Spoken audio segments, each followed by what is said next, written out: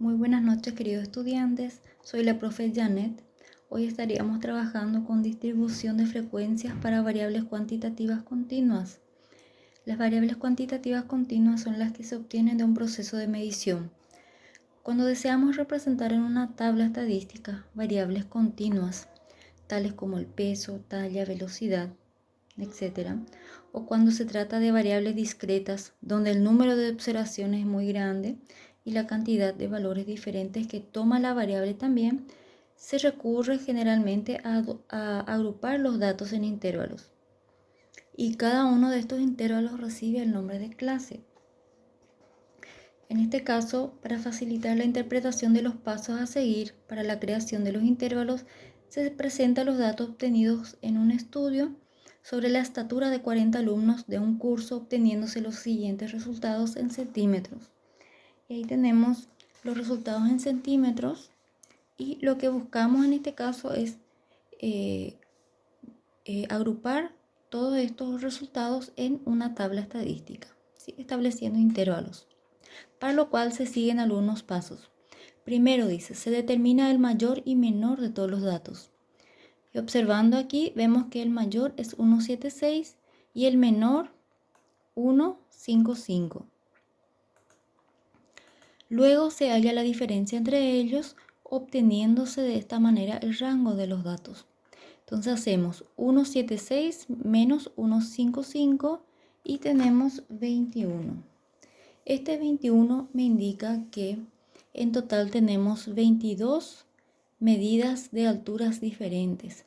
¿Por qué digo 22? Porque los dos extremos cuentan, o sea que el 176 y el 155 están dentro de las medidas también. Entonces generalmente se le suma uno más para saber cuántas medidas diferentes hay. El B dice, dividir el rango en un número adecuado de intervalos de clase del mismo tamaño. Si ello no es posible, usar intervalos de clase distintos o intervalos de clase abiertos. Se suelen tomar generalmente entre 5 y 20 intervalos de clase según los datos, ¿sí? Esto, por ejemplo, no está establecido de que necesariamente debe ser esa la cantidad para cada intervalo. Uno lo adecua de acuerdo a los datos que está trabajando, de acuerdo a la conveniencia del ejercicio. En este caso podemos utilizar un ancho de 5, un ancho de clase, y trabajamos de esa forma este problema, ya que es un buen número para cada intervalo. Entonces, para empezar, tomamos el valor más bajo de la serie de valores y hacemos un ancho 15. Entonces, si empiezo con 155, 156, 57, 58 y 59, hasta 159 tenemos 5 medidas diferentes. Luego 160 a 164, después 165 a 169, siguiente 170 al 174 y por último 175 a 179. Este último, por ejemplo, nosotros completamos para que tengan todos un mismo ancho, porque aquí vemos que la mayor medida es 176, pero se puede completar para conservar el mismo ancho de clase en cada intervalo. Siguiente paso, las frecuencias. 155 a 159 tenemos ¿cuántas observaciones? Tengo aquí 155, después 156, 156 y 157. ¿Sí? Encontramos 4 observaciones para este primer intervalo. Pasamos al segundo, 160 al 64, encontramos en total 18. Después del 165 al 169, encontramos en total 14. Y del 170 al 174, 3. 175 al 79, una observación. Al sumar las frecuencias, encontramos que hay en total 40 y esto coincide con lo que decía en nuestro encabezado, ¿sí? Que las medidas sobre estatura son de 40 alumnos. Esto siempre debe darse, debe coincidir. Para hallar FR, dividimos la frecuencia absoluta con el total. Para el primer intervalo, entonces sería 4 dividido 40. Y esto nos da 0,1. Para el segundo intervalo, 18 dividido 40 y nos da 0,45. Para el tercero, 14 dividido 40 y nos da 0,35. El cuarto intervalo, 3 dividido 40, 0,075. Y por último, 0,025. Sumando, tenemos uno justito, ¿sí? Los redondeos conviene tratar de evitar lo más que se pueda, para evitar que haya mucho margen de error. FR porcentual, entonces multiplicamos FR por 100 y obtenemos ya frecuencia relativa porcentual. 0,1%, entonces 10. 0,45%, 45. Y así sucesivamente. 35, 7.5 y 2,5. Sumando, siempre nos debe dar 100 o alrededor de 100. Para hallar la frecuencia acumulada menor, en este caso, se halla teniendo en cuenta el extremo superior en donde están los intervalos menores. Y se van realizando las sumas hacia el extremo inferior de los intervalos mayores, ¿sí?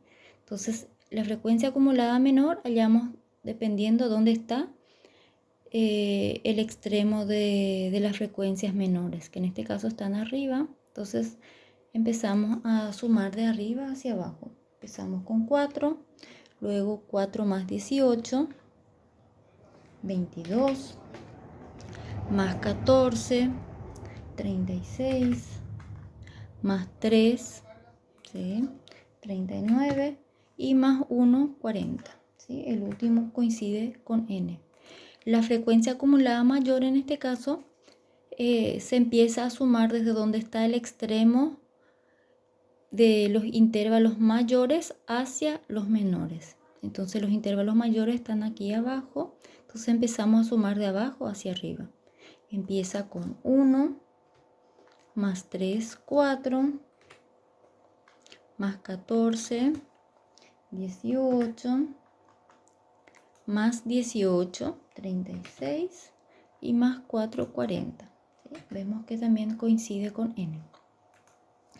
El límite inferior y superior en este caso son los extremos, los números extremos de los intervalos.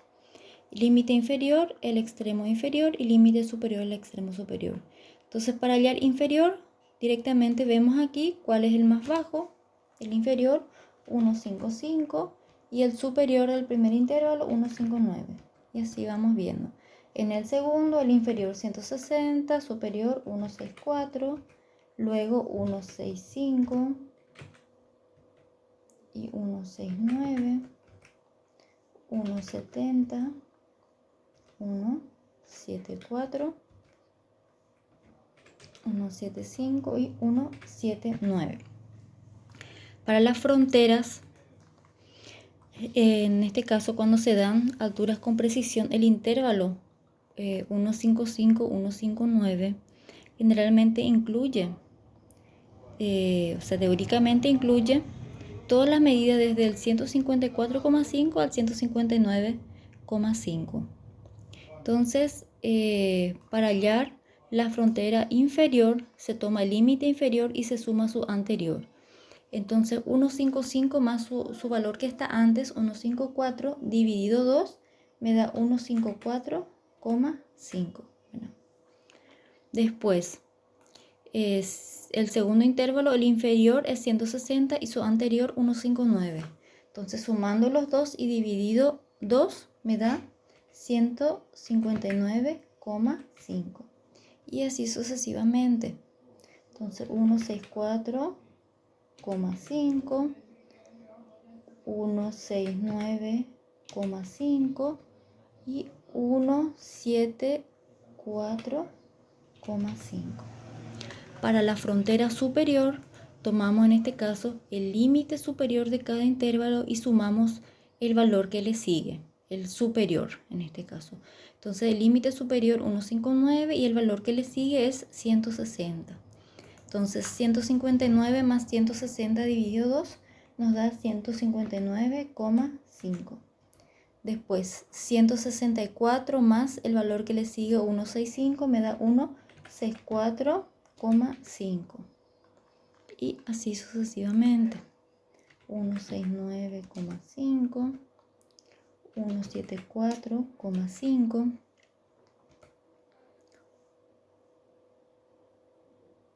y 179,5. Bien. El tamaño o anchura de clase, en este caso puede calcularse hallándose la diferencia entre el límite inferior o límite superior de dos clases consecutivas.